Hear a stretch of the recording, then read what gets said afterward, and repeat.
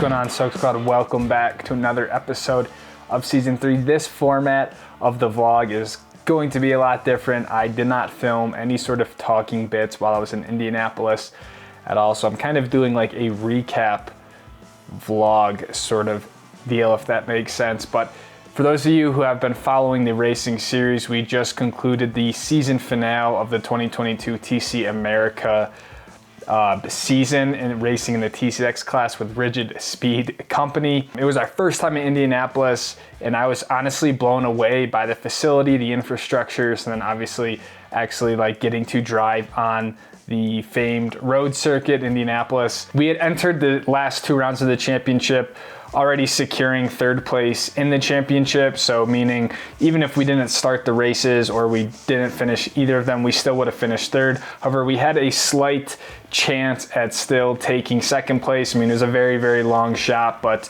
it wasn't out of the possibility. So kind of having that mindset going into the weekend, I really didn't have anything to lose. At this point, I had, I don't know, 5 or 6 runner-up finishes, so I really wanted to get the teams their first win. I also wanted to keep pushing to see if we could somehow break through and get that second place in the championship. So having that context in mind, I think is helpful to kind of view the weekend through that lens. With this being my first time at Indianapolis Motor Speedway, I have never driven this track before, short of a few laps on a simulator, and we didn't have any prior unofficial testing before the event. So we basically had 2 30-minute practice sessions on Friday to figure the track out, get a read on the car before jumping right into qualifying an official session. So I'm gonna throw a lap up there from the first practice session. This is by no means a perfect lap or anything like that, but kind of give you guys a sense of the circuit itself and let you guys see what it's like kind of working your way through traffic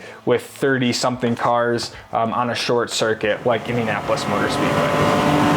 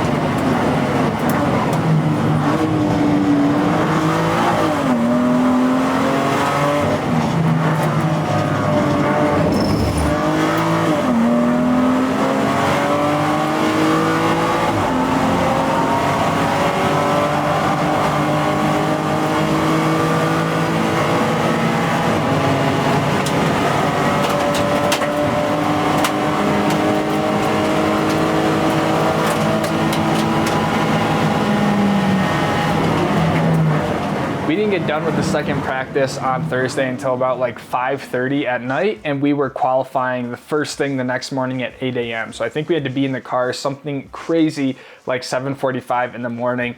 I remember talking to Tyler like, I don't even know if it's gonna be light out yet, and it was pretty cool because we were actually driving through the sunrise, but what that meant, like, it was super, super cold. I think it was only like 40 to 45 degrees. And the thing with qualifying that made it especially tough was the traffic. Because it's such a short track, it was just really hard to get a few clean laps in a row. Typically you can get 2 or 3 laps before you start to catch the slower cars, but here it almost felt like right away you were catching traffic. And on my fast flyer, I ended up catching a Mini Cooper right at the last corner, which is a very, very crucial corner. I had to totally lift out of it, which I think in the data cost me around 0.4 of a second. And after that, the peak area of the tire kind of fell off and I just couldn't get that lap back in where I wanted it. So we ended up qualifying P4, which honestly isn't that bad. It's the second row on the outside, and I knew that the start would be pretty hectic because you have such a long straight going into the first corner that the draft would be huge. So kind of just took it for what it was. I was stoked that I was on the first 2 rows at least, and then it was time to race from there.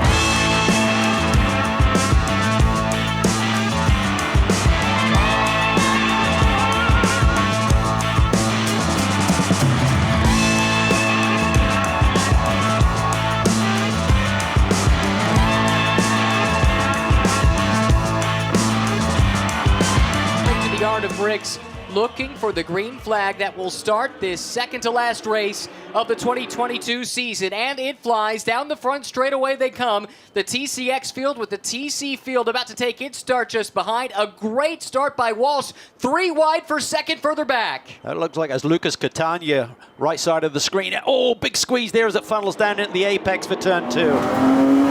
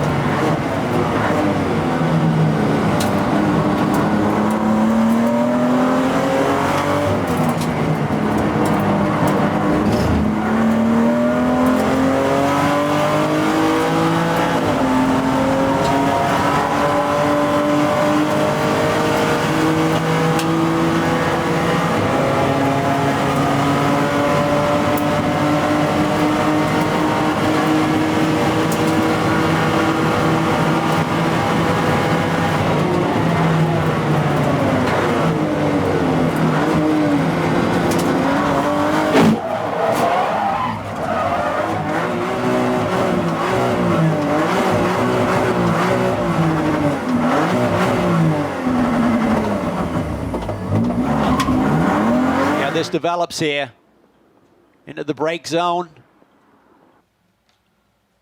Oh, he got around the leader there, got a great run, did Walsh, and somehow Jacob Rube was wrapped up in that as well. Starting P4, we got a really great start using the draft effect. I went from 4th to 2nd on the first corner, just to run around the outside of turn 1, which is honestly a really great spot to make a move. And caught down the leader on the first lap, and coming around for the second lap in the first corner, went to make a move on the leader, had a great runner on the outside, and unfortunately made contact with the leader. He must have got into my rear wheel and spun me around and basically sent me to the back of the field. I was back in P9 of the TCX cars, and was just really, really bummed out in the moment because I had the move done. I just felt really, really good with the car in that opening lap.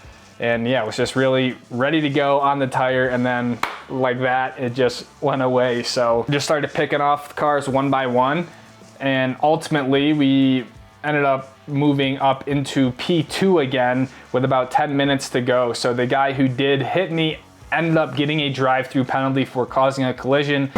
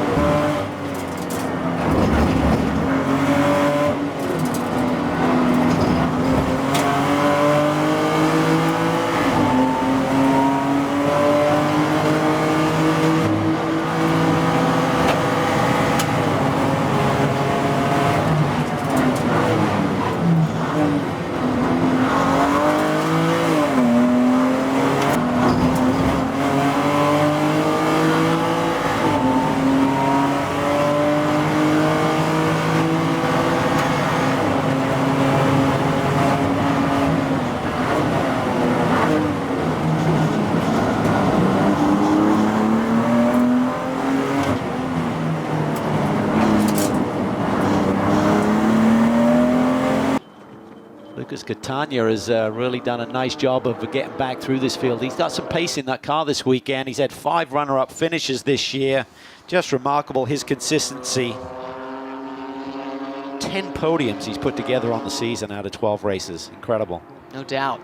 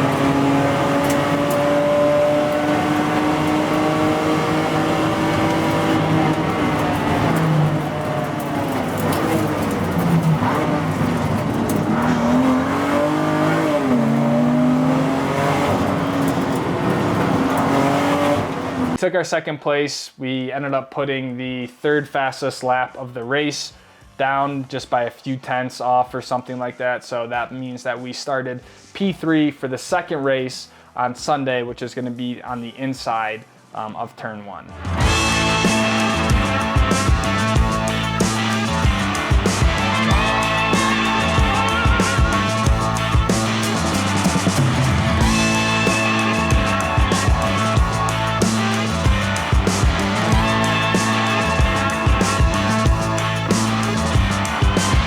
This weekend's schedule was different than any of the other weekends because the main event of this weekend was an 8-hour endurance race featuring the GT3 cars, which is essentially the highest echelon of sports car racing. It's probably what most people aspire to one day be able to drive.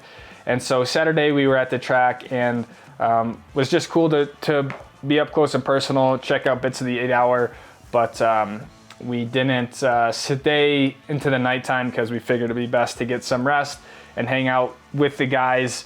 I think we just ordered some pizza and then called on the night to get ready for race 2, the final race of the season, round 14 on Sunday morning. Green flag flies. It's a flying V formation down the front straightaway. Scroggin with a good jump. Looks like Walsh speaking to the outside.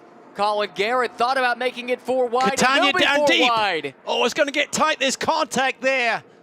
Lucas Catania gets into the side of Scroggin there as they all try to funnel through turn 1. This is where the weekend basically just went from kind of shit to just awful. Going into the first corner, we were basically 4 wide going into turn 1, and I just lost track of where I was on the track.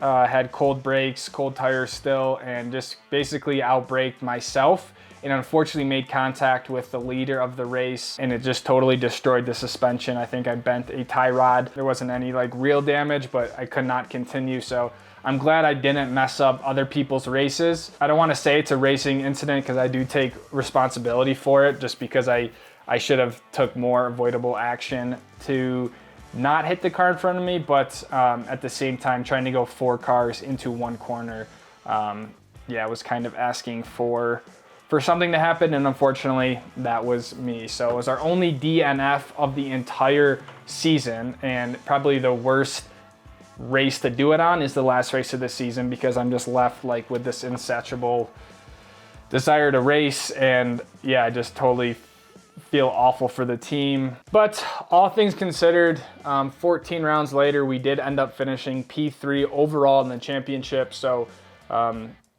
nice, you know, finishing on the overall podium for the year. But we had 11 podium results out of 14 finishes, with 6 runner-ups and 5 third places. So we were extremely consistent all year long, all practice, all qualifying.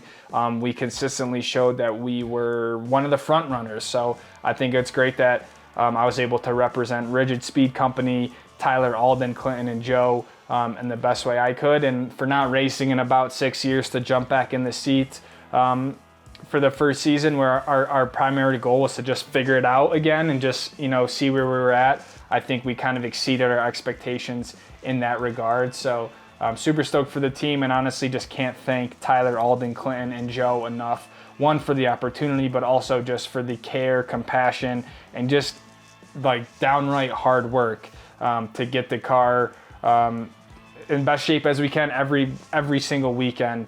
And it's not an easy thing to do at all. At the end of the day, it was probably the most fun year I've ever had in my life, the most memorable year, and really I'm just super grateful for the team, because I think that's what makes it so much fun and makes it. We have a few options for next year for racing that I'm really stoked about, and the season starts back up again in February. So a few months off officially, but I think we'll be doing some testing in the off season just to stay in the seat here. So if you guys have any questions or anything like that, please let me know, and I will see you guys hopefully in the live stream later tonight, and if not, in the next video. Take it easy, fam. Peace out.